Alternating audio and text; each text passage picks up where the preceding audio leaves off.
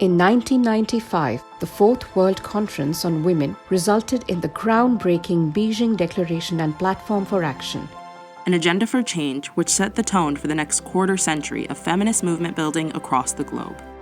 In honor of this momentous gathering and the women and girls who made it possible, Breakthrough is inviting activist leaders to reflect on what happened and where we go from here.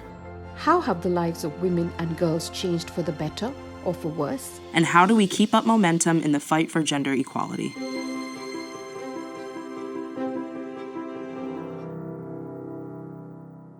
Hello, I'm Ponny White. My pronouns are she, her, and I'm a reproductive justice activist and childcare policy analyst currently living in St. Louis Park, Minnesota.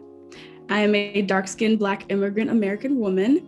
I'm wearing a tan head wrap and a turtleneck and a blue top over my turtleneck.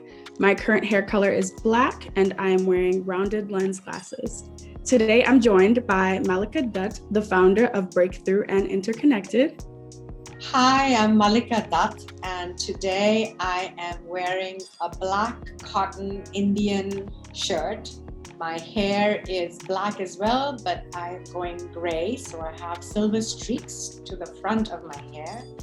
And I'm sitting on a chair at my dining table. Hi, Malika, and thank you for joining me today. Hi, Ponny, great to be here. This year, we're celebrating the 25th anniversary of the Beijing Declaration and Platform for Action. From your perspective, what made the conference significant? I was working at the Center for Women's Global Leadership when the Beijing conference happened. I was the associate director of the center, and the center had played a really pivotal role in the whole articulation of the global movement for the recognition of women's rights as human rights. It allowed us to come together from around the world to really think about ourselves as women's movements in a multiplicity of places to co-create and imagine how we wanted to define equality.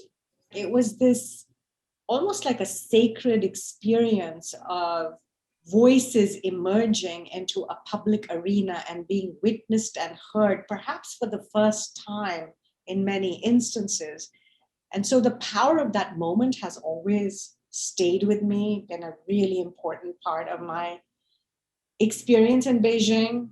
It was like this mixed experience of finding voice and expression and this incredible organizing with all of us there, while at the same time dealing with the constrictions that the Chinese government was imposing on us as we tried to reshape public policy. Wow, thank you so much for sharing, and also just all that work that you did. I know you touched a little bit about the emotions of being around so many people from so many places. As a young person who is in advocacy and activism work, what advice do you have for up and coming feminists interested in carrying on the legacy of Beijing? Finding ways and mechanisms to bring that incredible sense of the multitudes and the multiple experiences of women around the world into a strategic, focused movement for change that addressed governments and the United Nations and public policy. Finding ways to ensure that we are inclusive in our diversity, find ways to cultivate our shared agendas while also finding ways to be in conflict in generative ways, because everything is not the same. We do not all have the same experiences or aspirations. Finding ways to make intersectionality and an intersectional lens work strategically so that all of us can be represented, but have like that North Star of what we are trying to achieve and transform and create in the world.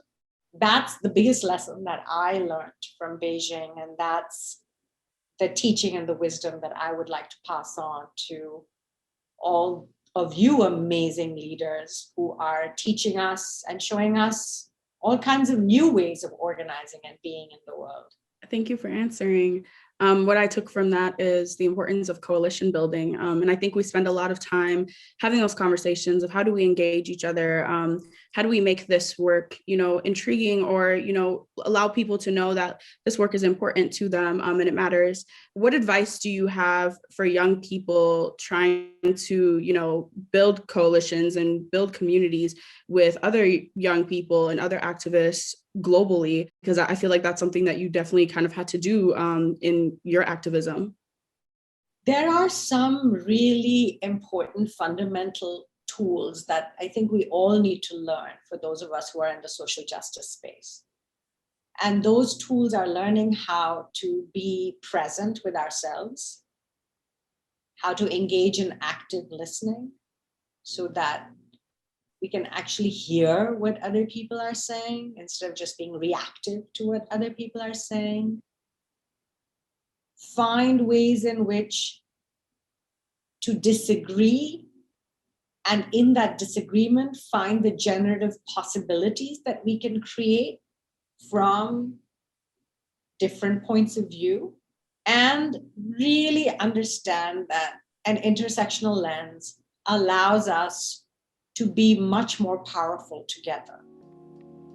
I think those are some of the fundamental tools that I would encourage all of us to learn and practice and share with one another so that we can show up in our individual power and beauty and also see the power and beauty of everybody around us. Thank you so very much for answering that. And I hear all of it, and I will definitely try to apply it in my own activism. Thank you so much. This was so great talking to you.